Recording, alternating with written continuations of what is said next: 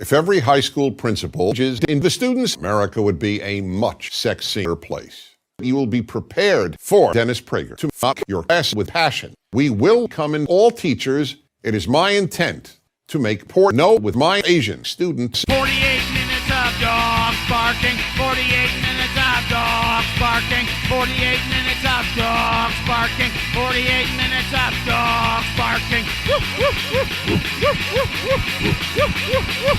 Growl. Growl. 48 minutes of dogs barking. 48 minutes of dogs barking.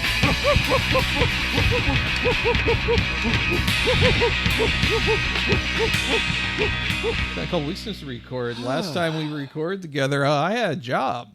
Yeah, that's really fucked up. Yeah, it's not good. No. It's bad. I don't recommend losing your job when you're trying to move.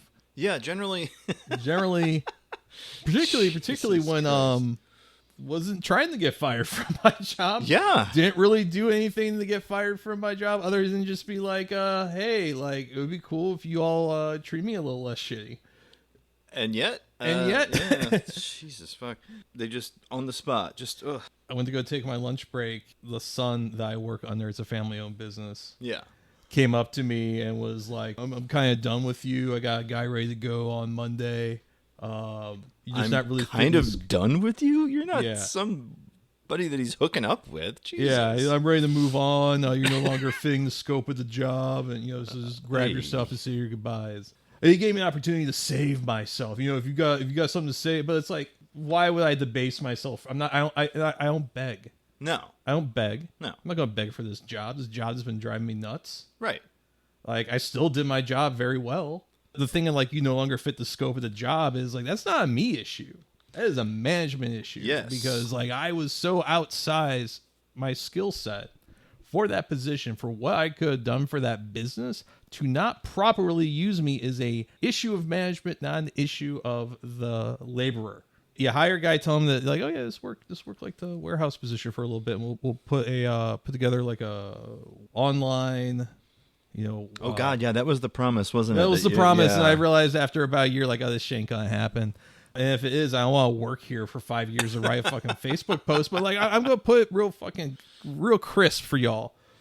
I'm an internationally published fucking photographer. I've done social media for businesses. Like, I like to think I have a pretty good way with words and a pretty good way with a camera.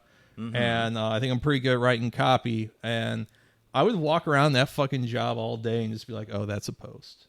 Like, I would just see shit. Or like, I would talk to a guy from like the hoist department and he'd go tell me how he saved a customer $10,000. And I'd be like, oh, really? We should go get a testimonial from that guy. I was going to say, but like, I would try and like edge that stuff and I would just get shut down. And if you looked at this company's socials, I phrase it like this. If this were like a sandwich shop that your coworker was trying to get you to go to, you wouldn't go. You're like, oh, that place is about to get shut down by the county. Like their socials are all bad. There was so much growth. And I don't know if it was someone being lazy or not, someone thinking I didn't have but I was hungry for it. That's the reason you took the job in the first reason place. I took the job, because I had other job offers that paid more, that would have been much more boring jobs, but I also think probably would have had a lot less friction and drama. Yeah. Talked to some people that have worked high up in businesses and explained some of the stuff that goes on. They're like, yeah, I'm not sure if that's all legal. Yeah, not good at all. Like the way things went down. But yeah, just absolute waste. And I just interviewed with a job that's basically the exact same thing. And I named the pay rate that I wanted, which was the pay rate I was trying to get for my old job, which was such a scandalous. Yeah. How dare you ask for this? Who are you to ask for that? And they're like, yeah, that sounds cool. Shit, yeah, dude. Yes, let's go. Yeah, we could do that. It was like really fucking funny. Like, I really wanted to tell the guy, like, I got like basically fired from my last job for saying that, for asking for that amount of price. And you're just like, yeah, that sounds tight. Shit. And then we talked about sports or some shit for like 10 minutes. Hell yeah. Like, I don't know anything about sports, but guess what? I'm gonna fake it. I can bullshit. I can bullshit. Yeah, no, there's a guy named Ryan Sutter, used to play up in Minnesota. Okay, yeah, I got to check out that guy. It sounds crazy. Well, speaking of sounding crazy, it's 40 Minutes Dogs Barking. My name is Jason. Damn. This is Brian. God damn, we're here. We're live. We are here. We're we in got effect. we got my neighbors getting a new roof on, so occasionally the roofer guys will just start going, "Hey!" Well, when I was walking by, they was going. I think it's because they saw you coming. I don't know if that's like. Ooh. Here comes Brian. Ooh, the jacking it ghost. Ooh. Oh, shooting hot ectoplasm ropes. Oh, so a lot happened in our brief time away. Hope you guys enjoyed the Thanks I Hate It little teaser there. Yeah. A little taste of what we do. I'm glad that Israel no longer exists. God.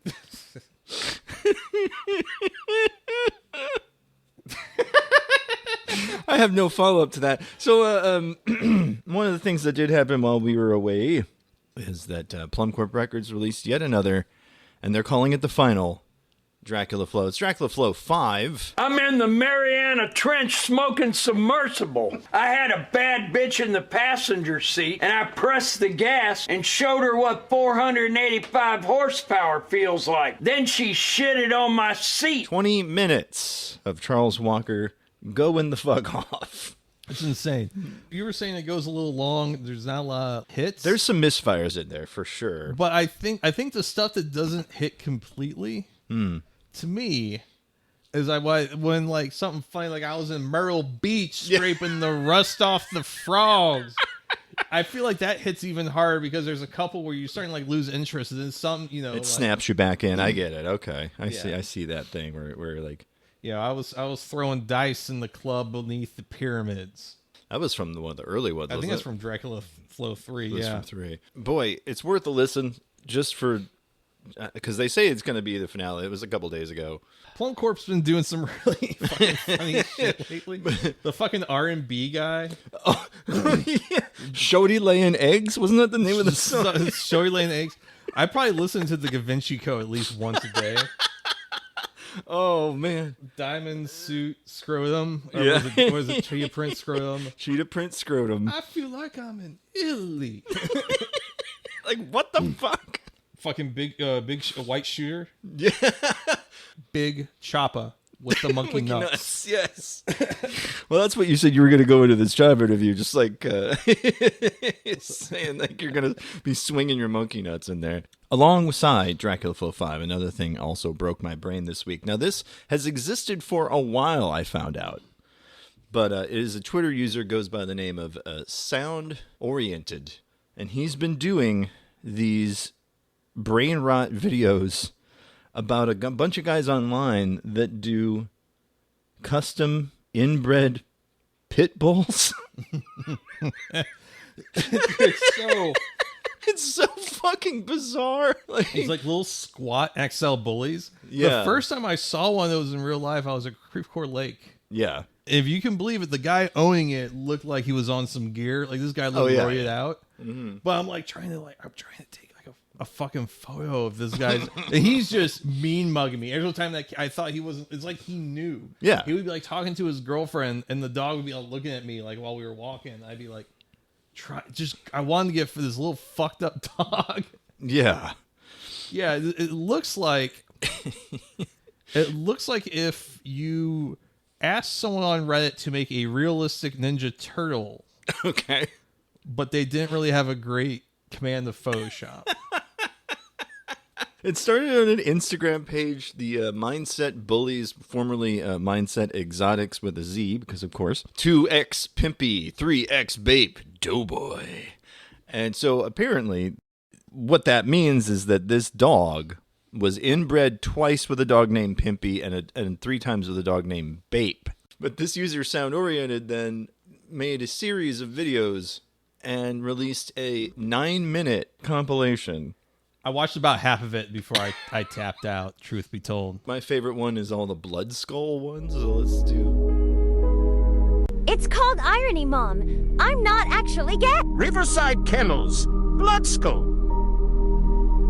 Blood Skull. Blood skull. Blood Skull. Hashtag Blood Skull did his thing. Blood Skull.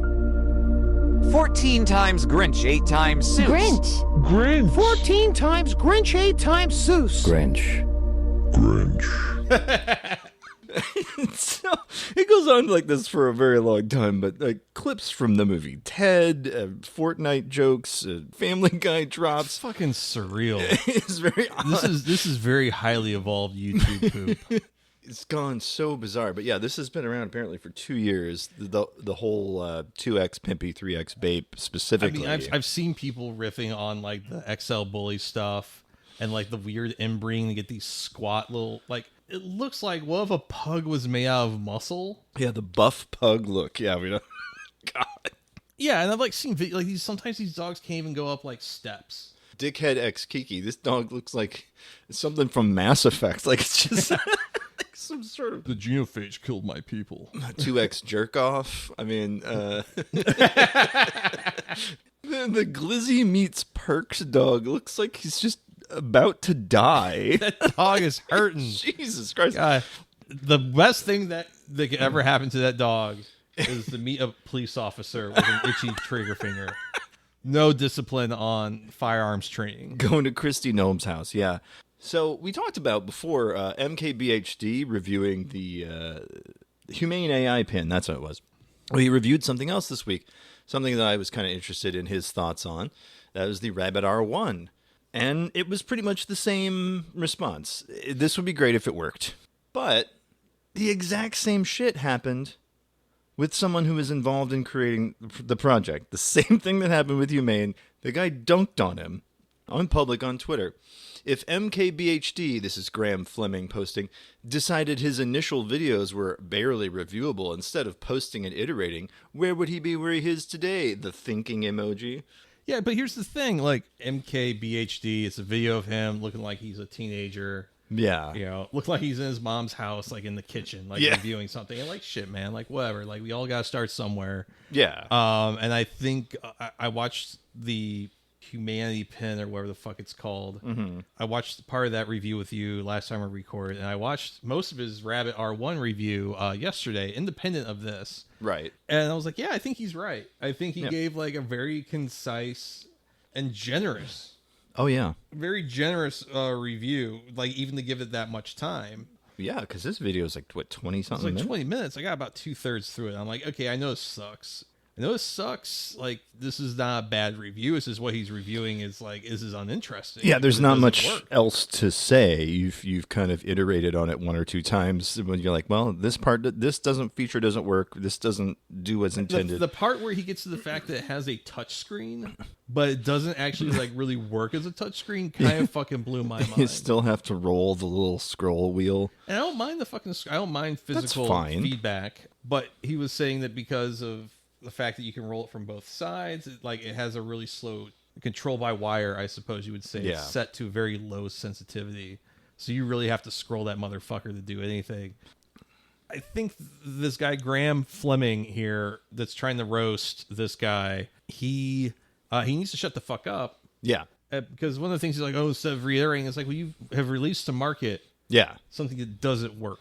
Yeah, and a video reviewing something is not the same as a physical product that you're expecting people to pay $200 for, you jackass. Yeah, this isn't like, this is pretty good. You know, I like to see what they would do with like the second or third generation of this technology. It's like it's broken.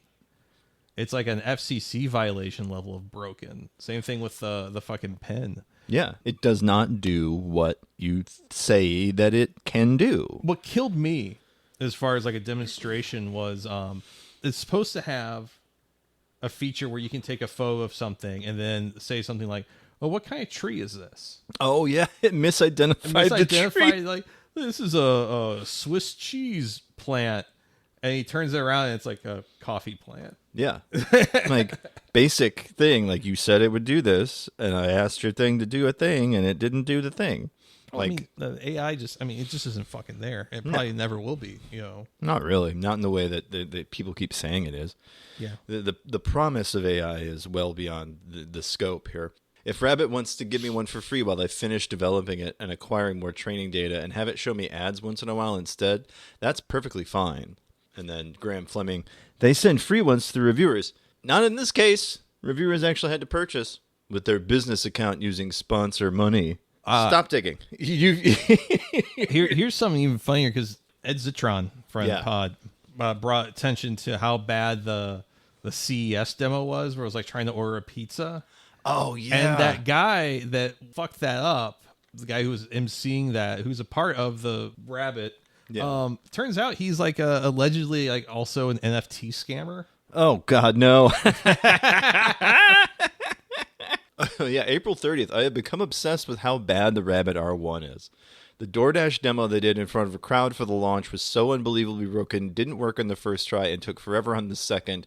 A large action model is a con. All caps. It's piss, man. Like, I remember when tech was like cool and like interesting and maybe like a little bit inspiring, and now it just feels like people are just trying to shake you down, trying to scam you, trying to take you for a fucking fool on their fucking dreams and their bullshit. Yeah. 2 unlikely returns this week, Brian. First return, the Mac. Famous lover of human submarines, Ken Bone. Folks are back in the Bone Zone. We are back in the Bone Zone. He posted on the 26th of April, for everyone cheering on the crackdowns at the university protests, don't forget the ketchup. And it's a photo of boot polish. A+. That's pretty fucking good. He's also gone the riff pretty hard lately after that. Yeah. I saw a tweet over the last couple of days that said, you know you're fucking up bad when the guy that was a representation of like moralist centrists is like, yo, this is fucked. Yeah, it's not good. Jake Burleson replying, I'll take fascism over the likes of you. I won't allow Palestinian supporters to use democracy against our own country when those they support would not do the same. Ken Bone replying, wow, well, at least it's intellectually honest. The one below is a fucking banger, an all-timer. Oh, yeah. Over the weekend at WashU, which is like the closest thing you can get to an Ivy League university without being Ivy League, I think. At least here in the Midwest, absolutely. Yeah. So this is a place where I think tuition, last time I checked, is like $70K a year or something. It's insane, yeah. This is ridiculously fucking insane.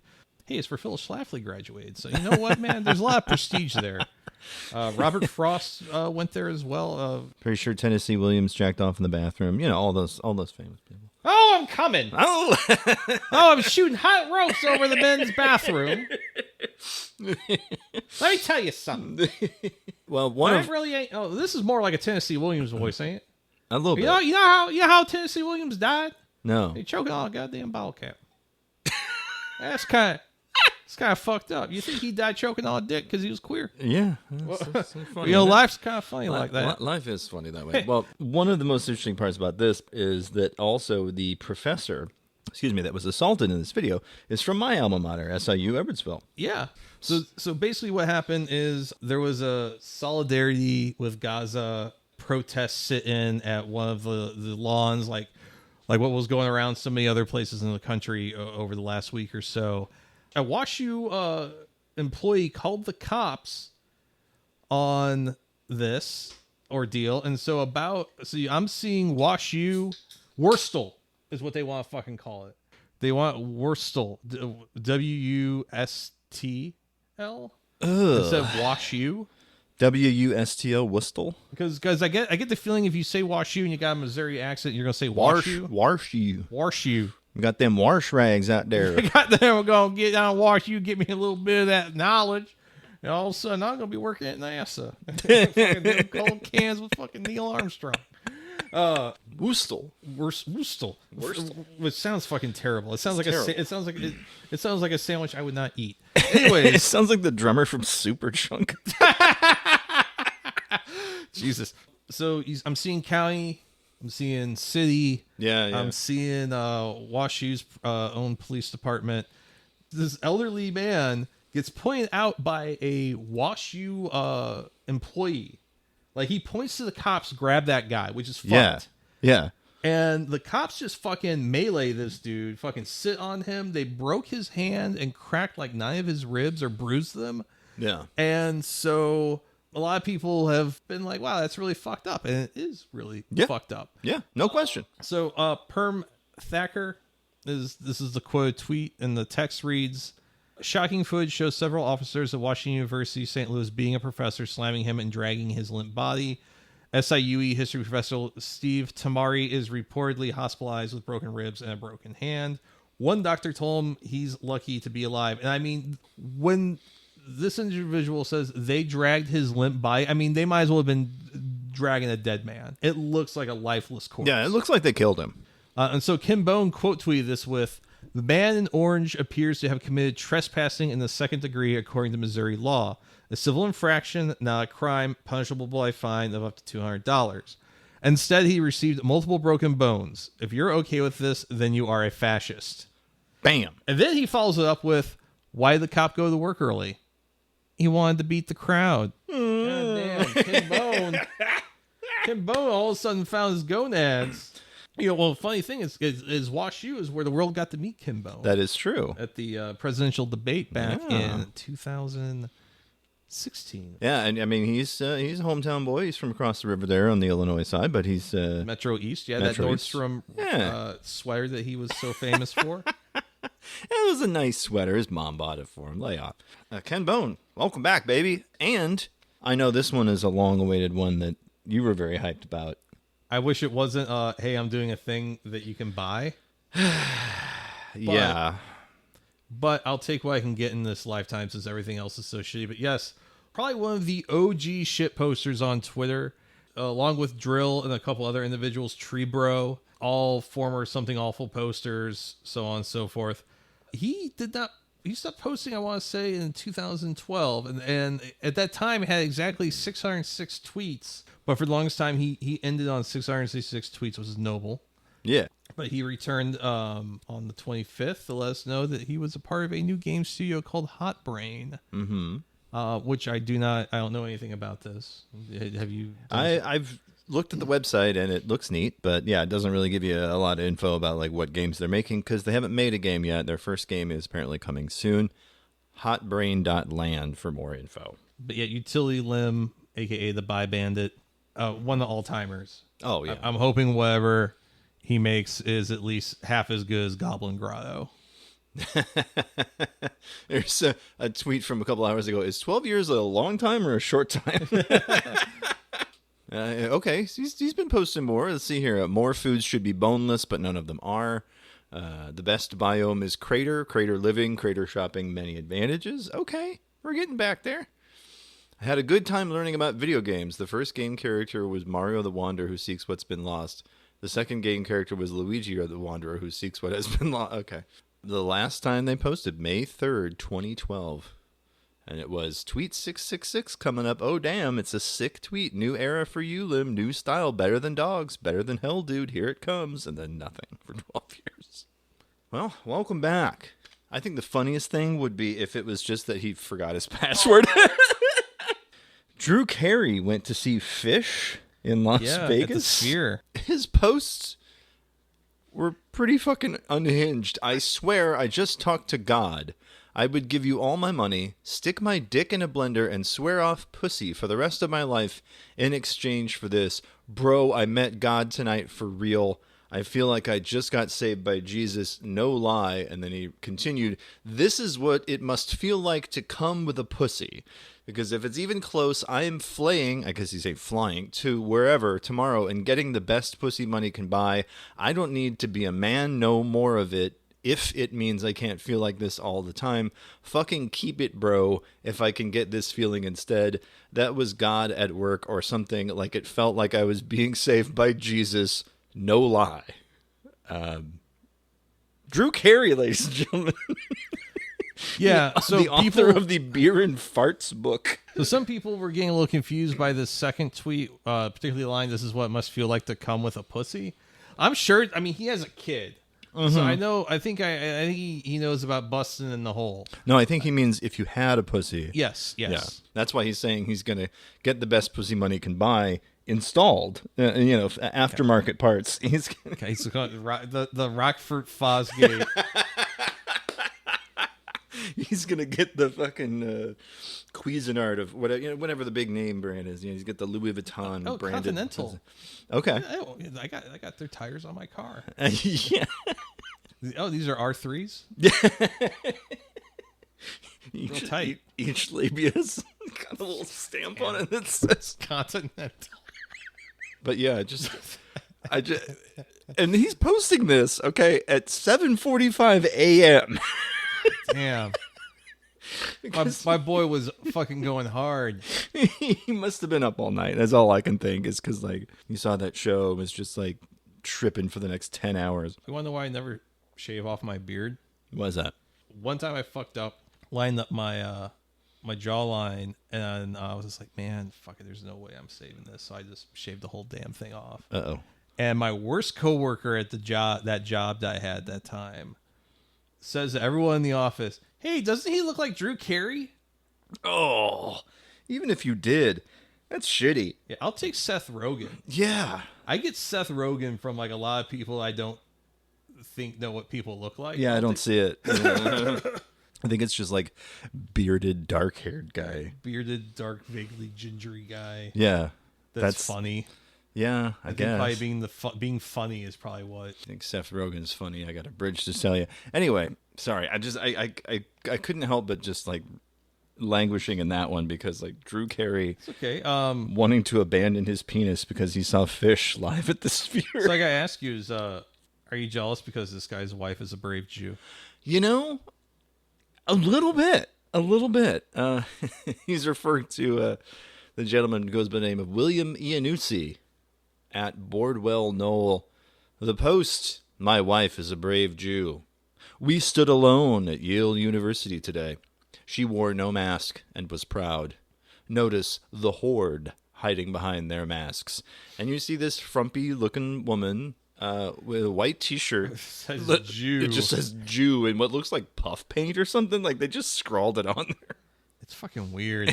and the video is just like her like walking around like the quad. Yeah. And there's probably like, I don't know, 100, 200 like people just kind of meandering about like talking and whatever. And like no one's paying attention because they don't give a shit. Right. It's just some woman wandering around with a shirt that says Jew on it. Yeah, I mean, quite frankly, if I saw that walking down the street, I would not engage because, like, one of those things, like, there's something going on here that, like, I don't want to be a part of. Yeah, because, like, there's no way this is me as a Gentile. This is going to look good. What really tipped his hand there? Notice the horde hiding behind their masks. It looks like people waiting in line to see fucking Sujef Stevens. There's some sign holding. There's some people who've written, black students for, Free Palestine on the ground and like various other things.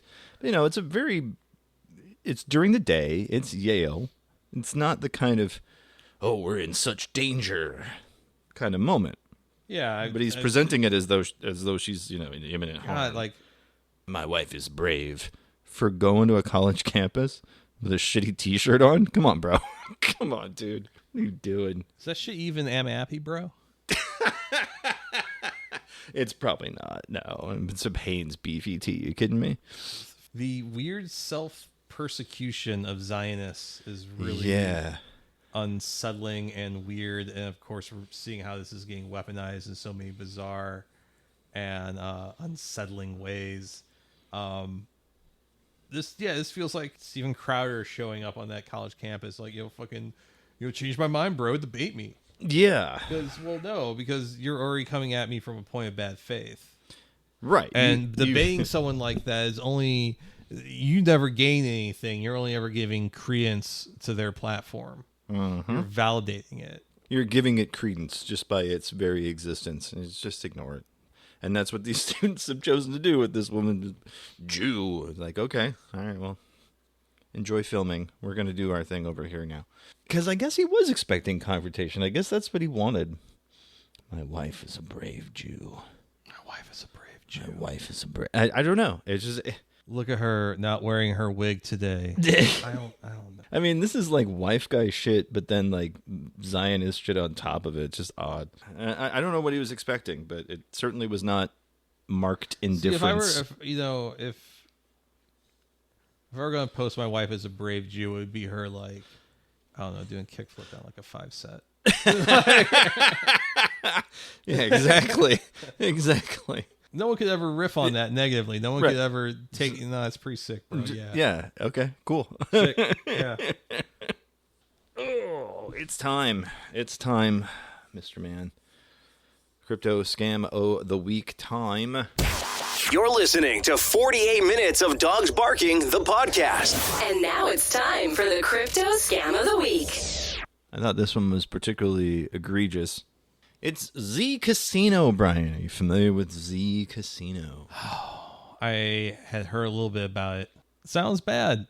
Yes. It's, even though Ethereum and Bitcoin are kind of waffling with their price action right now, retail is coming back, and so are the scammers. Mm-hmm. And you're just seeing a lot of people getting taken for their fucking whole deal. So this year, according to CoinDesk, cryptocurrency casino ZKasino went live over the weekend. This was this past weekend. But the launch was met with dismay from investors who are calling foul on the company for sending $33 million worth of user deposits to staking platform Lido. So the basics are that ZKasino is a gambling platform that uses ZK-Sync and EigenDA as well as Chainlink and Randomizer's verifiable random functions to ensure fairness.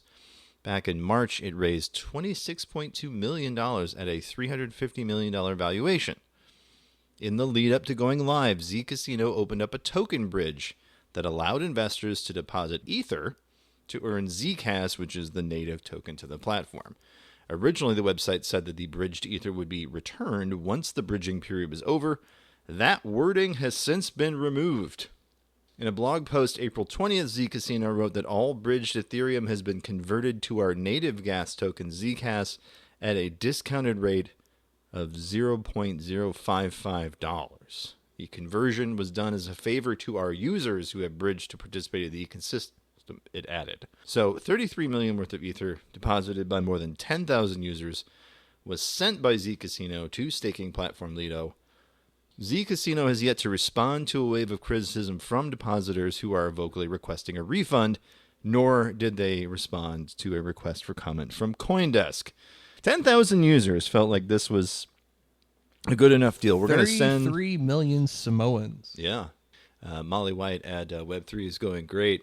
One investor in the project wrote, "We made a mistake investing in ZKasino early. It sounds like a scam, but 95% of crypto consists of such crap.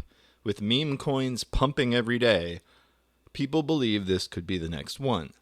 Even better, it seems ZKasino's creators have links to other crypto scams, including the Zigzag exchange, which raised $15 million that was allegedly misallocated to work on the ZKasino project.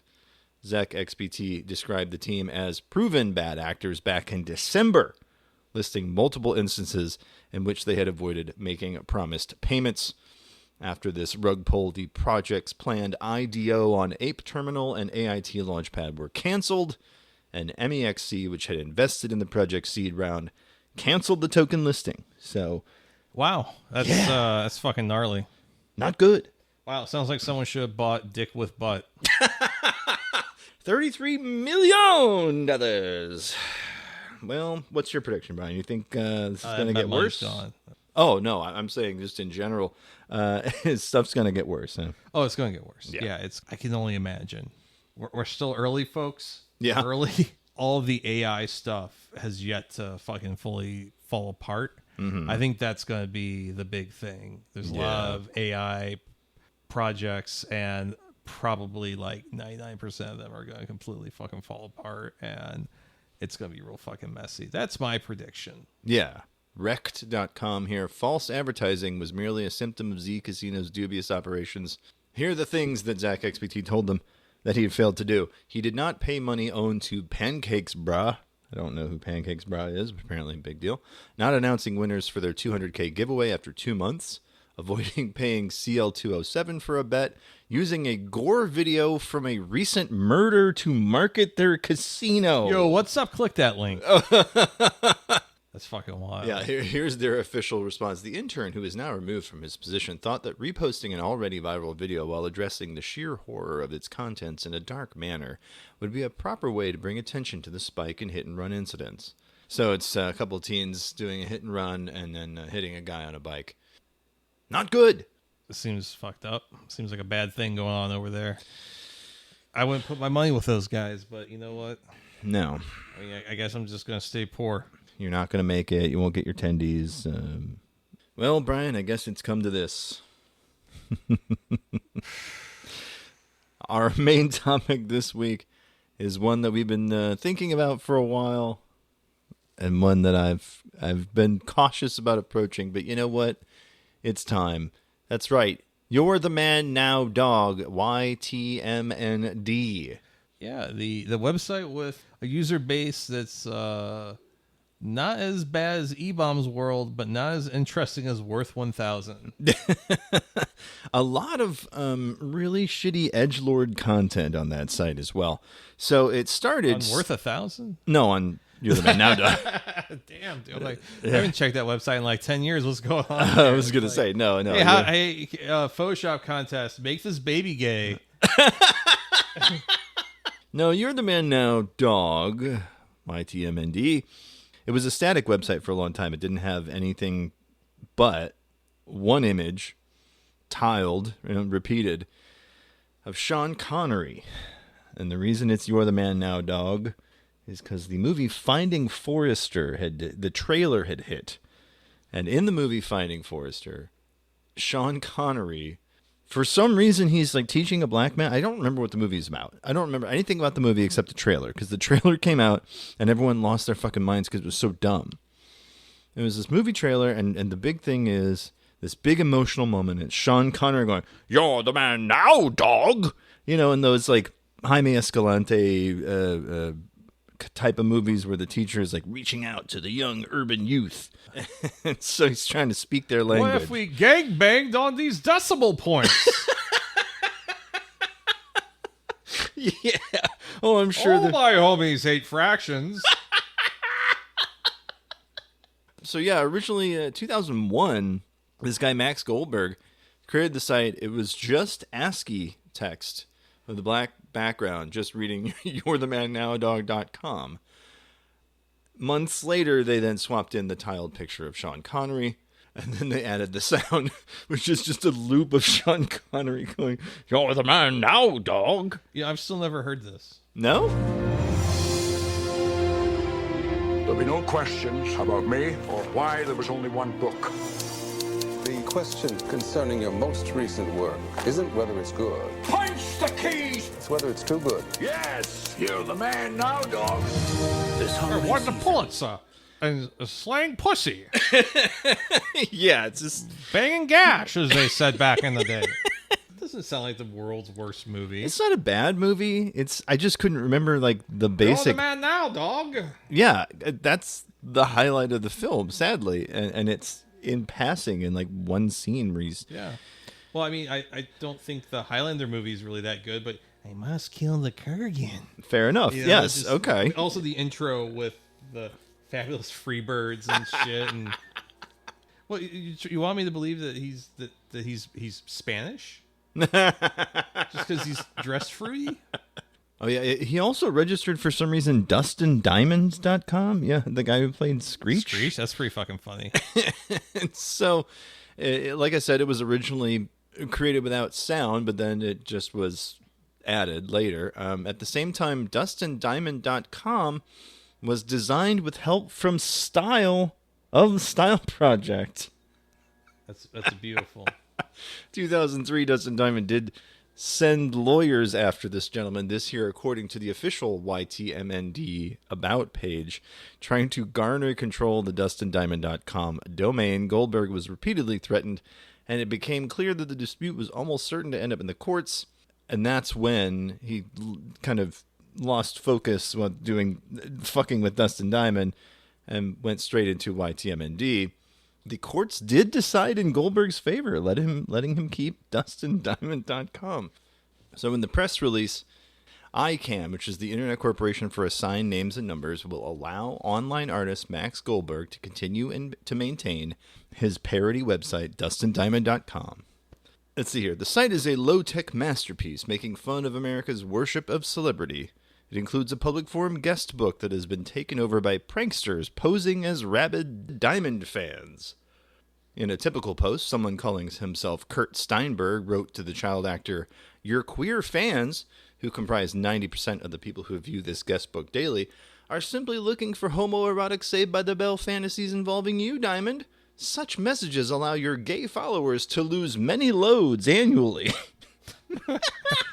So they basically said it falls under fair use. He said, yeah, let's go nuts. And so 2004, You're the Man Now Dog. He soft launched it to a group of friends and family. Site was kind of shitty, but then finally, 2005, it became what it is to this day. Here's a kind of a sample page. It's a site where anyone can create and upload and whatever a simple web page with a tiling image and a bit of music or any sound file, really. Pretty much, yeah, like usually looping sound. What was it? Interior crocodile alligator. I drive a Chevrolet movie theater. That's right. Interior crocodile alligator. I drive a Chevrolet movie theater. I think there's only 5 You're the Man Now Dog pages that I recollect. Yeah. It was that one. Of course, the one that inspired Snakes on a Plane. Oh. Dramatic Readings, that became a series because of this, which was any text. Usually it was forum stuff or any kind of like email that you got from someone who was even slightly like unhappy. Those got dramatic readings. The audio file was then pasted over images. Brian fucking Peppers. Yeah, Brian Peppers made it a lot of appearances. The Batman Bomb Run, which is from the 1966 Batman the movie, where Adam West is running down the street carrying a bomb. It became a very popular place to repost shit with Hathaway's What is Love? That Saturday Night Live found a lot of with the Roxbury guys.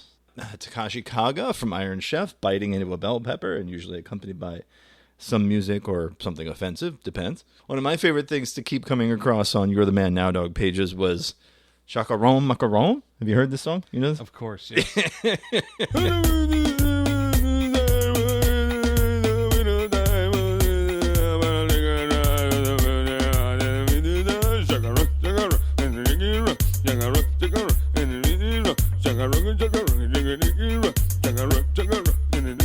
It's Panamanian artist Rodney Clark, a.k.a. El Chumbo. I don't know if you're familiar with this, but here it is. Riding Spinners, which I believe we had a variation of as a shock.jpg a little while back. Oh, isn't that beautiful? It all comes full circle. Looped footage of hardcore gay porn set to 3-6 Mafia, Riding Spinners. We referred to E-Bomb's World. They ran into some problems. So in January 2006, this is according to Know Your Meme, a doesn't change facial expressions animated GIF of actress Lindsay Lohan, created by You're the Man Now Dog user SpliceVW, was re-uploaded and watermarked on E-Bomb's World without crediting either the user or You're the Man Now Dog. In retaliation, You're the Man Now Dog users raided the E-Bomb's World forums with spam and orchestrated DDoS attacks against the site. Goldberg, of course, walked it back. I tried to stop this all when it was a snowball, but it just turned into an avalanche. I'd like to make an open statement to the community in regards to DDoS. Don't do it. It sets a whole new precedent that does not end well. It affects a lot more than just E-Bomb's World and really crosses the line. They eventually ironed it out. 2006, Max Goldberg announced he got a cease and desist from Scientology lawyers. Oh, no. He refused to take down the sites in question. You're the Man Now Dog users responded by making more. Over 550 You're the Man Now Dog pages were made mocking Scientology. 2007, Goldberg published a blog post announcing that Sega Europe has delivered a cease and desist letter concerning a You're the Man Now Dog fad using a clip from the Sonic animated series. February 7th, he posted an update speculating that the conflict with Sega had, quote, blown over. Let's see what this is. What Sonic says. Ooh, it feels like an early YouTube poop. Here's Sonic says booze is cool. Only Luigi drink liquor. Don't stay away from liquor, kids. Like all drugs, alcohol is good stuff. And you can get hooked. I want to get lots of liquor. Luigi. They got sued by Scholastic. A big thing at the time was to yell out Snape kills Dumbledore. And so many people would make You're the Man Now Dog pages with that as the God, I remember when that happened. Goldberg himself saying, I enjoy getting these types of emails, and I'm not taking shit down. Oh, and Pez came after them because of a fake Adolf Hitler Pez candy dispenser. After that happened, he then launched a Pez-themed contest with the winning prize being a potential lawsuit. Here's the contest description. Madam/Sir, we address this letter to you as we have noticed a Hitler Pez dispenser on your website, as this Hitler Pez dispenser is a self-made fake dispenser against any humor or taste not affiliated with Pez, and furthermore an obvious infringement of various statutes and rights, including intellectual property, plus an insult. We do ask you to instantly remove this photo and any article plus reference to the Hitler Pez dispenser from your website. Any future display of any such fake and or insulting Pez items shall be refrained from. We will set a deadline of May 15th and do ask for your immediate cooperation in this regard, as otherwise legal measures will have to be taken. They also noticed that they had a Charles Manson Pez dispenser. Same language, same deadline. And so people made these pages, the history of Pez, oh God, a completely falsified history of Pez in an animated GIF saying it was invented by Adolf Hitler, originally to dispense cyanide pills. Jesus. They switched the pills to candy, but managed to keep the taste the same, it says. There were 106 different entries in this. The top one getting 502 votes, which was the one I just mentioned. That was the kind of nonsense they got up to at You're the Man Now Dog. What a strange site, because it was really this hub of user-generated nonsense. Like anybody could just hop on there and do whatever. And so you had, it was weird... like the GeoCities of memes. Yes, and because it was short, and because it was strictly a looping GIF and some audio, you could go a little nutso. Like, some of the stuff was basic, like Ronald McDonald pointing and laughing, and it was like the entirety of a parody song. Or the one I always remember is Neil Cicierega, an early tune of his that was like intended to mock Japanese songs, like Japanese music. Yeah. And it was Animutations. Now, those originated elsewhere, but they showed up on you'rethemannowdog.com sites, and that's where I first heard them. What was it, 10-something years of just nonsense, people just going off. Is the website still up? Because I know it said they shut down in 2019, but yeah, here it is. You're the Man Now Dog has suffered a catastrophic failure. Whether or not the site will ever be back is still undecided. I'm actively working on data recovery. 2019, but the site, I mean, I pulled up the About page. Yeah, so I guess he got something back together, and we were able to pull up old pages. So the last contest was 2020. The global pandemic contest on you'rethemannowdog.com. The reward, a bottle of hand sanitizer. Spider-Man singing about taking a shit in the bathtub. Can't stop the Rona. Oh no, that came in third place, by the way. I forgot how dumb some of these are. It's just it's the giant ball rolling scene from Raiders of the Lost Ark with a song that goes "Can't Stop the Rona" over and over. Yeah, man, it was simpler times 20 years ago. And the fact that was made in 2020, you know, there's somebody's still out there, you know, doing all sorts of nonsense. Well, let's a Rainbow Bright reboot recently created. Let's see what good stuff we got going on here. It's Rainbow Bright artwork, and that's it. And this like weird background music. I don't know. That is unsettling. They all can't be winners, folks. A song from a Flash side shooter game. That has 5 stars. Oh, okay. A song from a Flash side shooter game. All right. There is also one under that, by the way. It's SpongeBob Fucks Tina. Yeah. Not great. Like anything user-generated, it's... not all of them are winners. Not all winners, no. Well, let's really end this with a high note with SpongeBob of F... Asterisk CK's Tina. I'm guessing Tina from Bob's Burgers? I'm guessing. No. That's... Hey, I've done it 3 times already, Tina from SpongeBob says, while she's awkwardly photoshopped to be in bed with SpongeBob. And that was marked not safe for work? That could have been much worse. That's very true. That's very, very true. The all-time hits, though. Donald loses it. A scene from an old Mickey Mouse movie. Yeah. The highs were high and the lows were really fucking low. I think that's why I never really fucked with this page, because I kind of felt like you said, the highs are really high and the lows are really low. There's just like a lot of garbage. Yeah. At least posting on fucking Fiad, like the garbage could be at least made funny. Or interesting or something. But yeah, just a gif from a Mickey movie where Donald hits Mickey, but then replaced with censored. All right. Early 2000s comedy. I guess this is where we were at, we're still fucking with low bandwidth shit. And like, we weren't really ready for, long form. Yeah, we weren't ready for jokes. And now, the moment you've all been waiting for. Shock.jpg. Well, Brian. What we got today? What's gross shit we got today? Oh, baby. It's called Octopus Girl. Yeah. Oh, my imagination is just running a mile a minute. It is a classic. It is also very unfortunate, and animal cruelty is not really my bag. There's a minute-long video previously hosted by Shock-Chan, also hosted by LolShock, but the Shock-Chan mirror was better, mostly because of this, which is the description. Octopus Girl is a Japanese shock video set in a Japanese bathroom. Yeah, where else is it going to be set, dipshit? Omaha. Wow, I can't wait to get this octopus out of your hiney, honey, here in Omaha. Ni hao.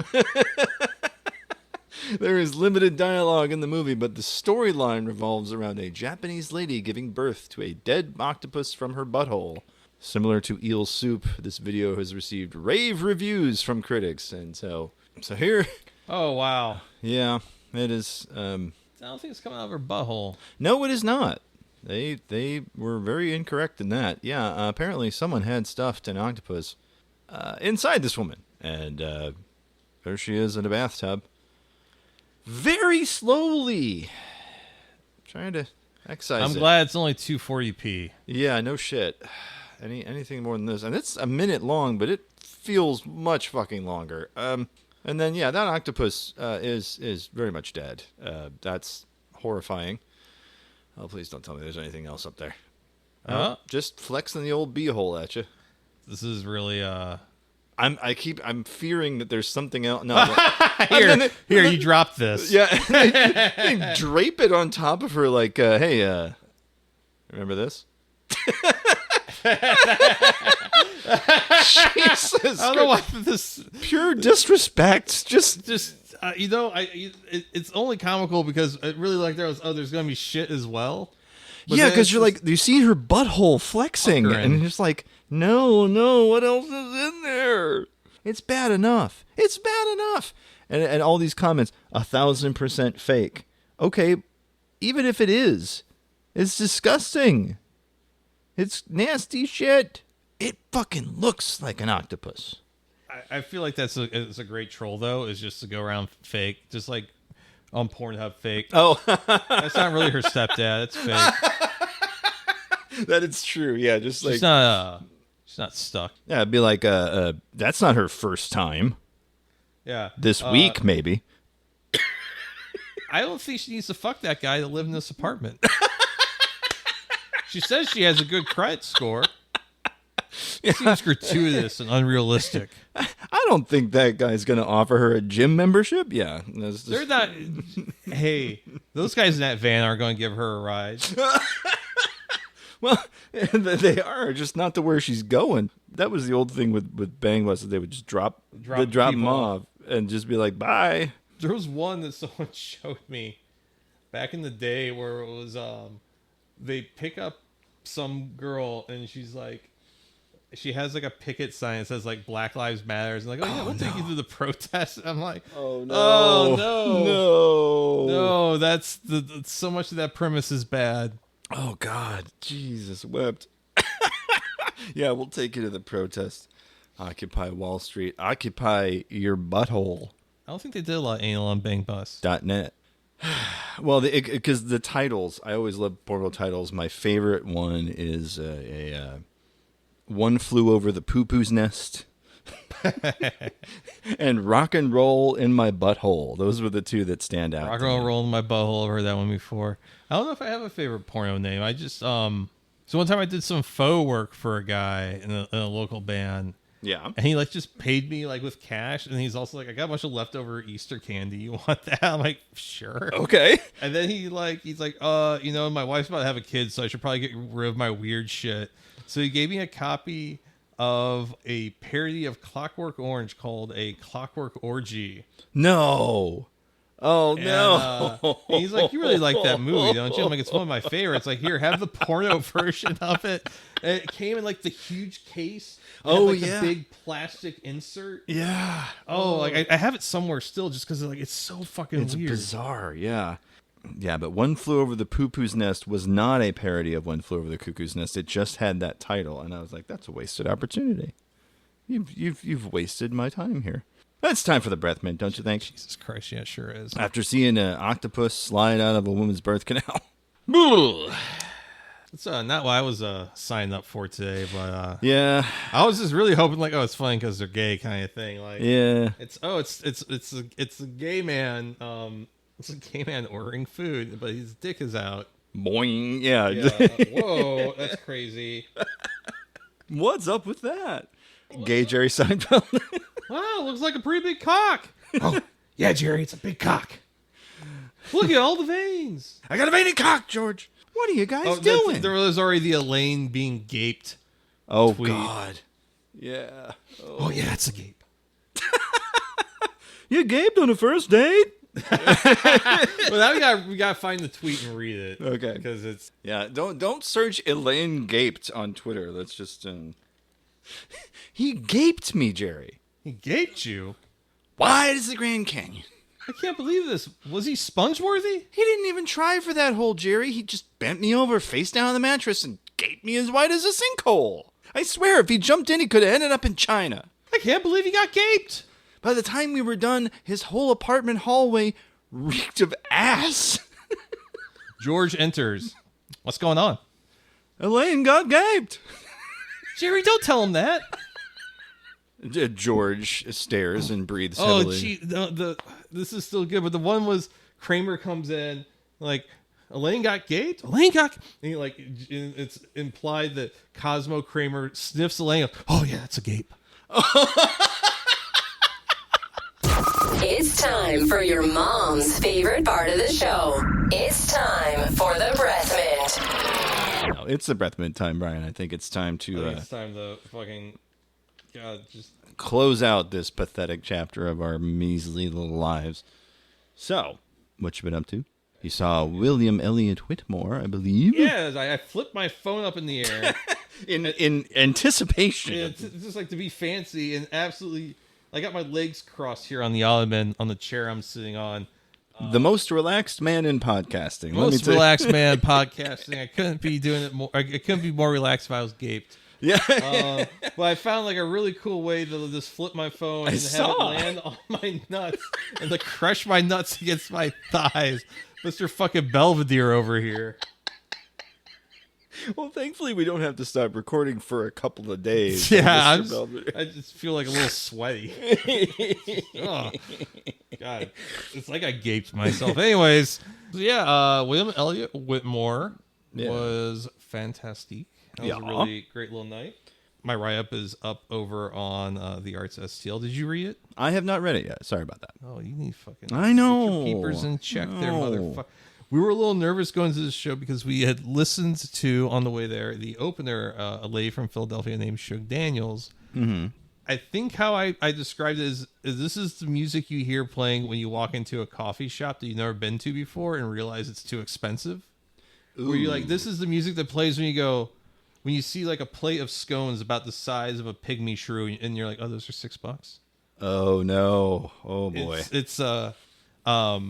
But I think that bias really comes from shitty coffee shops that are overpriced. Yeah. More than that music itself being like noxious or negative. It's just like it's a negative association, unfortunately. Yeah, you got the thing going. Yeah. Yeah, but she put on a really great set. Seemed like a really nice, lovely person, and not my kind of music, but she was really entertaining, put on a good set. And she had commented that she had just ran out of merch the night before in Chicago because all of William Elliott Whitmore's fans keep buying her stuff. which is really nice, and that's like a cool thing. Sure. And she seems just like a really appreciative, sweet person, and so I hope she gets to keep doing what she's doing. Yeah. She seems she's finding a lot out of it, and so that was like a nice vibe. And William Elliott Whitmore comes out, and it was just like this wasn't like hokey shit. I think is what like kind of struck me, because there's a lot of stuff that goes under the umbrella of blues music that's like it either sounds like fucking Guitar Center on a Saturday, or it's just like all vowels and like. But this is a guy like grew up in Iowa. He lives on the farm that he was like his parents owned, and seems like he knows how to like work the land and has like probably I would say a more intimate understanding or relationship with the world than most of us. Okay. On a certain level. The new record I think is really nice. There's a couple winners on there for sure. But I always think like a hallmark of a really great musician is they can play a song of theirs that you don't like as far as like the record goes, but like hearing it live, you're like, oh, I get it now. And there was a couple songs of his that like it's fine. And then like watching him perform it and seeing that different level of emotion that he brought to the performance, I'm like, oh, okay, I get this song now, and now I hear it, or I listen to it like while I'm driving or whatever. I'm like, oh, okay, yeah, I feel it now. I feel it out. I get it now. Some songs are like that. Yeah, it's just the song. Yeah, and he just really great crowd, real friendly. They're giving him beers and alcohol, and he got a little turned up. And what kind of cracked me up was that he just like, I forget what he was even going on about first, but all of a sudden he's talking about how like, fuck Cher, fuck Drake, just like just funny shit. Wow. And, he's like, yeah, they get to smoke, and like, and before he starts his next song, he's just kind of away from the mic, and he's like to himself, and goes, here's this big Iowa farm boy playing, country blues. It was just a great little set. He like gave me the middle finger during one song, and then he like apologized afterwards. He's like, I just did it for like the photo, not like because I hate you or something. I'm like, oh, it's okay. He's like, is your name Craig? And I'm like, no, it's Brian. He goes, there was a guy named Craig you see was coming to take photos. I'm like, I'm not Craig. And he's like, oh, okay. I'm like, oh, so you were part of the show. It was for about 20 seconds. And then at one point he starts having a conversation. His cousin, Jake Tweedy, came down to see the show. And he's having a conversation with his cousin who's in the crowd about like, yeah, your pa has some old barn wood for me.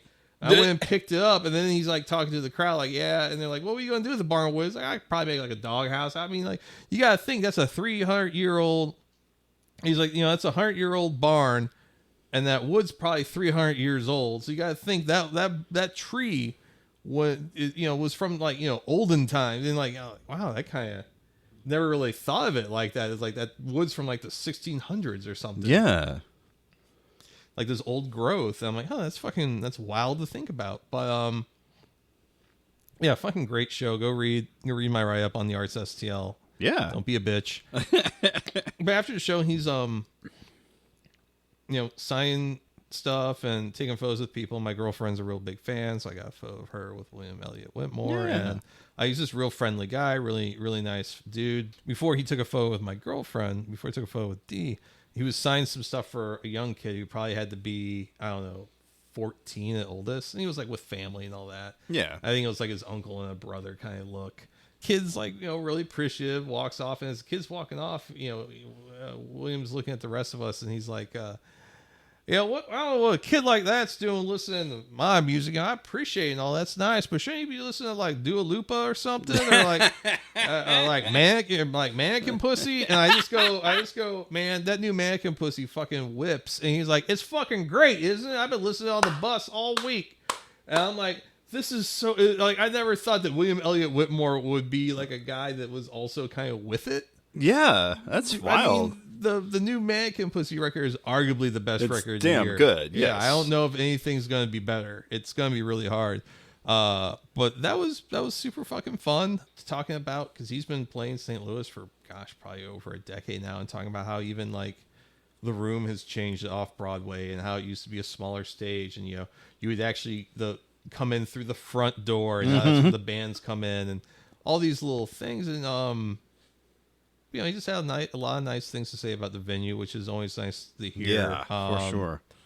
Off Broadway is kind of a special thing now, for a lot of different reasons. But Steve and his wife, as well as a lot of the people that work there, have put a lot of time, a lot of effort and passion into making that room what it is today. And it was just kind of nice to hear someone who knows, who's not from St. Louis, is like, no, this room used to be cool, now it's fantastic. Yeah, absolutely. It's just nice to hear that. It's nice to hear that someone appreciates where they're playing like that and appreciating the people that are helping them out. And yeah, it was good vibes, man. It was just like nice to go to the show. That was like, oh, this is like just fun.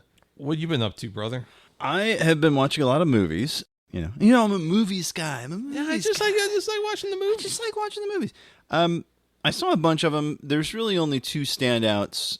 That's going to be Late Night with the Devil. Yeah, I was trying to get Dee to watch that the other day, but she wasn't interested. I'm like, this is the movie everyone's talking about. She's like, I'm not really into horror. I'm like, okay, we'll watch something else.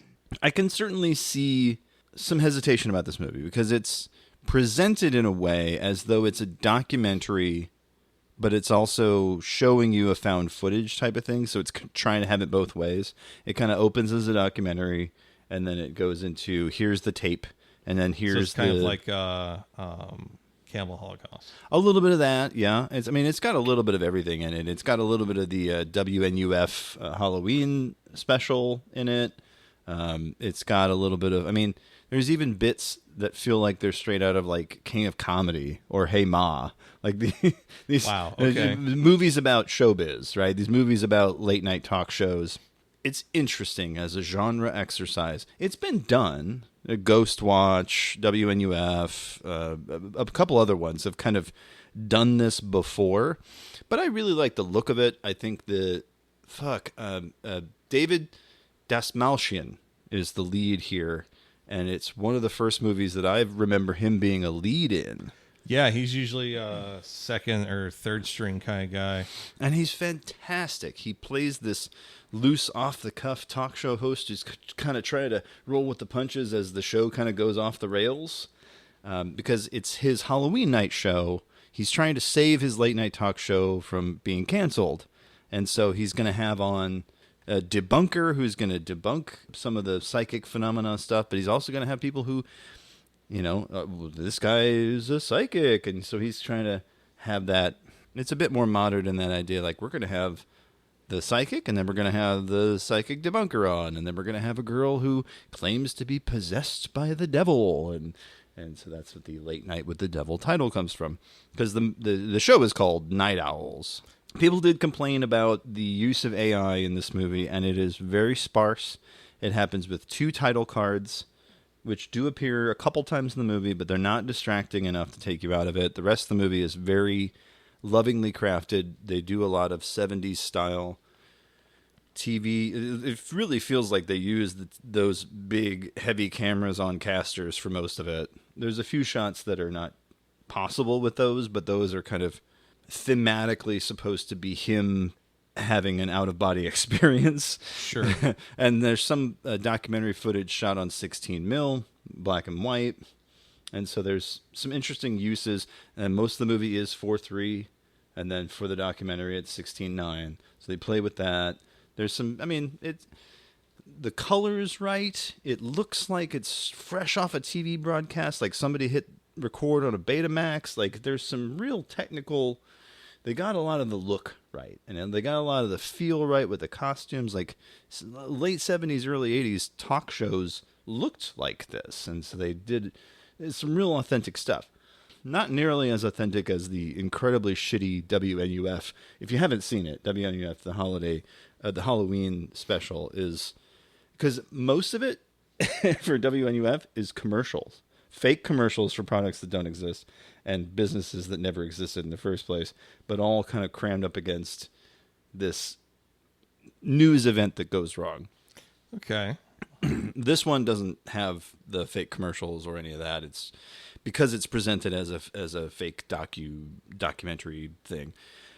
But I liked it. I mean, David kills it. A lot of the other cast, also relative unknowns. They're all exceptionally good at what they do. They're also trying to present it as though it's in real time.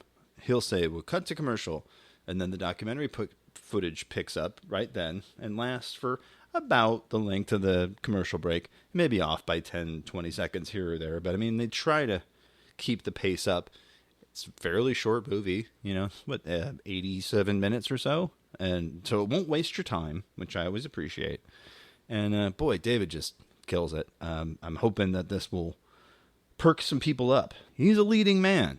He might look a little weird, but he's a leading man. It's like the Paul Giamatti thing. Like, it's going to take you a while to wake up to it, but he's a leading man. He's got the chops. Yeah, I think he's proven himself to have some pretty viable chops as of late. He was in fucking Batman, The Dark Knight. Mm-hmm. He's been Suicide Squad. The Suicide Squad. The Suicide Squad. Excuse me. Yes, you're right. The superior version, the James Gunn version, as Polka Dot Man. Yeah. For a movie full of so many weird, exaggerated performances, his kind of stands out for being a little bit less understated. Yeah. For the person that seems to be dealing with the most emotional and mental baggage, having arguably the most restrained performance, and standing out in a movie with Idris Elba and Margot Robbie swinging for the fences in every scene, and you're still a character that I think of when I think of that movie. And also fucking John Cena. Yeah, Cena. Yeah. Well, speaking of Cena, the other one that really came to mind was Blockers. Did you see Blockers? I didn't see Blockers. Blockers is a movie. It's a 6-year-old movie. This kind of came and went into the theaters, which was a damn shame because I have a feeling like if it had released maybe a couple years earlier, it would have been a much bigger hit.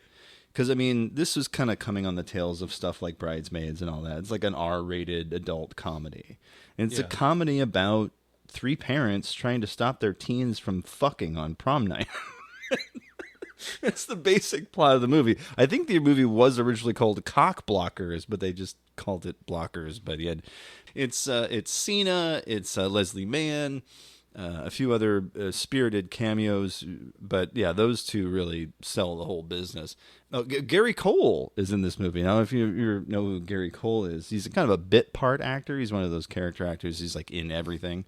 Okay, that guy. He was in NCIS. He was Lumbergh in Office Space. Oh, yeah. You've seen him. Like, he's a guy who's been around. He's done everything. Dodgeball. I mean, he's done a bunch of stuff. But he plays one of the other parents in this movie.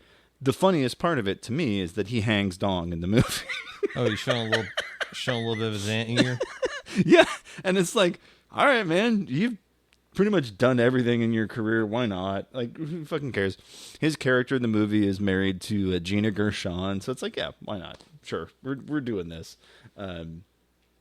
There's the reason it's R. The only reason it's R is that shot of Gary Cole's dick, and then also of another close up where someone grabs someone's nutsack.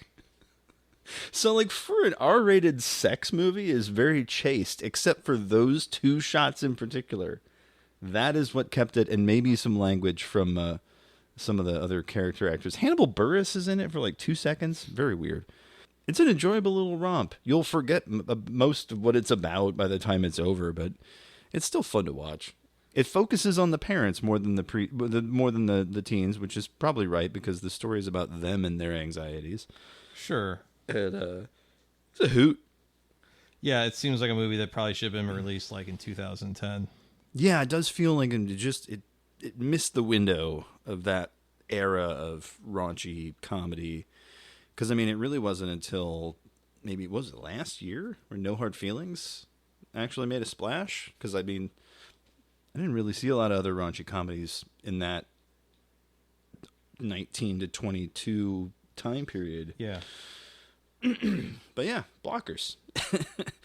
A forgivable lark. It's a fun one. And boy, we love Gary Cole, don't we? What about you, Brian? Anything else? Oh, gosh. Well, being unemployed sure gives you a lot of free time.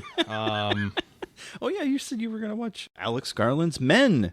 What did you think of Alex Garland? That was fucking Wow, talk about a movie that kind of whiffed it. Yeah, I had that same thought when I saw it. Like, I like Alex Garland, but I think my response was, "What the shit is this?" Yes, because the third act goes from being like, "Wow, this is fucking insane. I'm really into this," right, to like, I could not be any less interested in this movie. Like, it really fucking squanders a whole lot of potential really quick, and a lot of great. I mean, 2 great performances, really, because it's just the same guy over and over. But hey, he kills it. I forget the name of the actor off the top of my head, but amazing, like an amazing performance. But yeah, a series of bad decisions at the end kind of takes away any kind of oomph that movie might have had. I think maybe if we ended 10 minutes earlier, we might have had, maybe cut one of the graphic sequences, we might have been able to salvage that. Yeah, the birth ball at the end went from being like, oh wow, what is this, to like, oh, this just sucks. Well, because it happens 4 times. Yeah. And like the special effects are great. Yeah. Wow, that whole entire time, like, wow, this is great. Like, this woman, her husband kills himself, and she goes to this beautiful country town in rural Great Britain, and it's just really beautiful and picturesque, but something unsettling is happening, and you wonder if, like, oh, it's just like, is it just weird country folk? And you're like, oh no, there's something deeper going on here.